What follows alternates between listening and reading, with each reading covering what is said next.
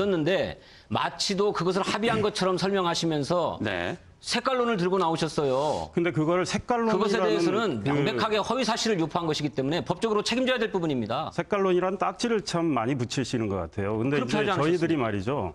통합진보당과의 연대의 그 네. 본질을 한번 얘기를 쭉 하다 보면 네. 우리가 총선 때 여러 가지 이 이야기를 했지만 통합진보당 어제 이정희 예. 전 공동대표의 태도에서도 봤지만 북한 문제에 대해서 어떤 태도를 취했나. 근데 어제 문재인 후보 그 통합진보당과 그 이정희 후보와 연대 문제 어떻게 돼가느냐 그랬더니 뭐 지금은 아직 아닙니다라는 취지로 얘기하시면서도 고려할 수 총선 있다. 때의 네. 연대. 그러니까 그 총선 때 연대로 인해서 지금 이 통합진보당의 문제가 쭉 계속 지속되고 있는 거거든요. 그러니까 지금 많은 분들이 국회에 들어왔다가 이제 당이 갈라지면서 또 이정희 후보는 이제 대통령 후보까지 나왔는데 이 연대했던 문제에 대해서 우리 문재인 후보 어제 뭐 참여정부 성찰 반성하시던데 네. 그 대목은 성찰 반성을 안 하시더라고요. 예, 이 대변인 네. 그 점을 분명하게 하십시다. 여기까지 정리를 듣겠습니다. 조금 분명하게 예, 정리를 듣겠습니다. 예. 분명하게 하겠습니다. 통합진보당이 문제가 됐던 것은 그 당의 비례대표 경선 과정에 부정이 개입했기 때문에 문제이지 통합진보당이 종북주의자들의 정당이라서 문제입니까?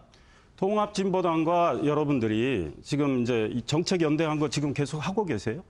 아니 지금 안 하고 있습니다. 네, 왜 그렇죠? 그 바로 통합진보당이 비례대표 경선 부정 문제를 통합진보당이 국민의 눈높이에서 해결하지 못했기 때문입니다. 통합진보당이 이제 국민의 이제 그걸 그렇게 치환시키면 안 되는 국민의 거죠. 민심이 이제 정리 떠나가니까 쪽으로 여러분들이 꼬리 들어가겠습니다. 자르게 한 것 같은데 예컨대 이런 겁니다. 이석기, 김재현 의원에 대해서 국회에서 자격 심사를 해서 이분들을 징계하자, 의원직을 박탈하자고 했을 때 민주당 합의했었지 않습니까? 예. 그러다가 개원하고 나서 이 문제 전혀 반응을 안 보였어요. 이걸 저희가 계속 하자고 얘기했는데 민주당은 반응을 안 보이고 지금까지 이분들에 대한 자격 심사가 이루어지지 않고 있는 거 아닙니까? 국회가 정한 절차에 따라서 진행되고 있는 거고요. 네. 윤리위원회에 회부된 것 아닙니까? 알겠습니다. 윤리위원회에서 사실관계가 확인돼야 되고 예. 이석기, 김재현 의원의 자격 문제는 비례대표 경선 과정에서 민주적 절차를 진행하지 못하고 부정이 발생했기 예. 때문에 그 자격 문제를 따져보자는 것이지 사상을 가지고 잣대를 대자는 게 아니었습니다. 알겠습니다. 그 문제는 그 점을 여기까지 새누리당도 아니, 인정하셔야 되는 거 여기까지 아닙니까? 듣고요. 네. 이 토론이 좀 뜨거워지겠습니다. 여기서 그러면 서로 간에 가장 궁금한 부분 직접 질문을 한번 해보도록 하겠습니다.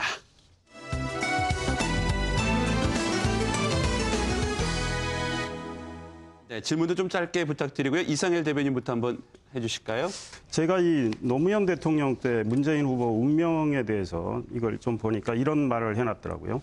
당시 여론조사 방식으로 단일화하는 것에 걱정이 많았다. 그러나 불리한 방식을 담대하게 수용한 것이 결과적으로 사람들에게 호감을 불러일으켰다.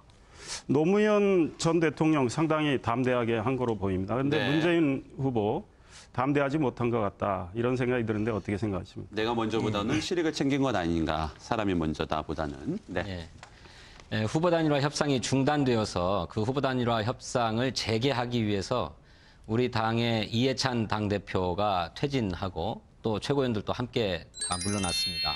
그러자 우리 새누리당에서 무소속 후보 안철수의 요구에 의해서 공당의 대표, 지도부가 그렇게 한꺼번에 물러나는 게 있을 수 있는 일이냐 이렇게 말씀하셨어요.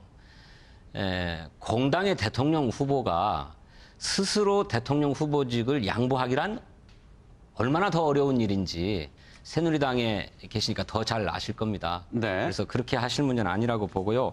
저희들도 경선을 해서 또는 여론조사를 통해서 승부를 가렸으면 훨씬 더 좋았겠다고 생각합니다.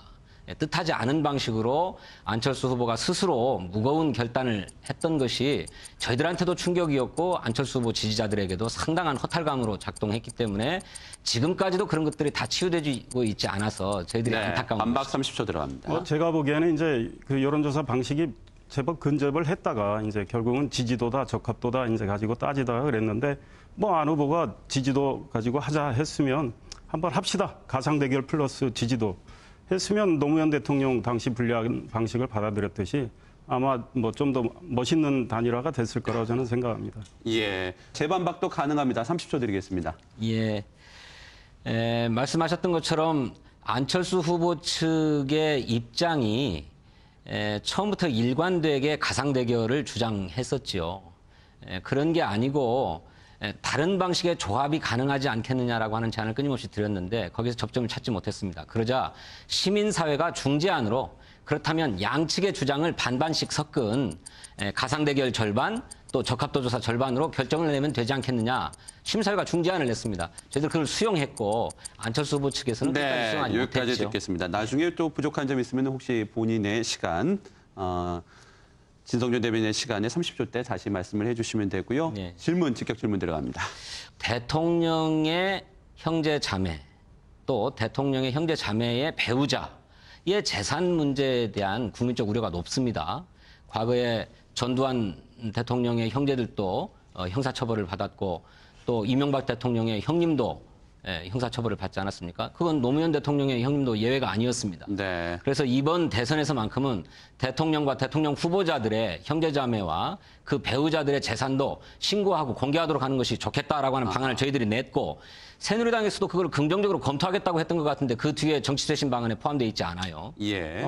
답변 들어갑니다. 거기에 대해서는 제가 누가 긍정적으로 얘기를 했는지 모르겠는데 그 문제에 대해서 아직 심도 있게 논의된 건 없는 것 같습니다. 다만 박근혜 후보 그 의지는 확실하죠. 그러니까 친인척과 이제 소위 측근들의 부정부패를 막겠다. 그러니까 이제 민주당이 제시한 거하고는 좀 방안은 다른데 특별감찰관제 두고 상설특검을 하겠다. 그러니까 단호한 의지를 갖고 계십니다. 그래서 박근혜 후보 하면 저희들은 그런 얘기를 합니다. 주변에 왜 박근혜인가 이런 얘기를 할 때 대답한 것 중에 하나가 이상일이라는 대변인이 측근 축에 든다면 집권했을 때 비리를 저질렀다. 박근혜 후보 아마 가차 없을 거다. 많은 분들이 그런 얘기를 합니다. 그래서 우리는 그런 의지를 믿고 박근혜 후보가 왜 신뢰의 정치인이라는 이 브랜드를 갖게 됐느냐 하면 작은 약속이라도 반드시 지키려고 노력을 했기 때문에 그런 거니까 저는 그 의지를 믿습니다. 그리고 국민들도 아마 그 진정성을 잘 아시리라고 생각합니다. 지금도 새누리당 주위에서 돈을 누가 받았네, 말았네 하는 얘기들이 흘러나오고 있지 않습니까? 안상수 전 인천시장, 지금 새누리당의 공동선거대책위원장을 맡고 계신가요? 그분이 금품을 수수했다라고 하는 보도가 나왔고 또 선대위의 당직자 한 사람도 무슨 금품을 부산의 모 인사로부터 받았네, 말았네 하는 얘기가 나오고 있는데 박근혜 후보의 최측근인 홍사덕, 현영희, 송영선 이런 분들이 다 사법 처리 받고 있습니다. 그러니까 잘못된 거는 저희가 그리고 언제 그것을 끊어냈다고 지금부터 하십니까? 잘못된 거는 바로바로 했죠. 당의 이제 당규에 따라서 저기도 했고 그런데 지금 말씀하신 안상수 공동 이제 선대위원장, 선대위 의장이죠. 그분에 대해서 어제 그분이 그 주장한 분 바로 고소했습니다. 그 소희섭 씨하고 관련된 분. 그러니까 이 보도를 가지고 여당이 이제 저희 여당에 대해서 야당이 바로 논평을 쓰는데요. 아까 우리가 얘기했지만 확인을 안 하고 이제 하는 것 같아요. 그 다음에 그 명함을 팠죠. 150만 원짜리 고 무슨 사람.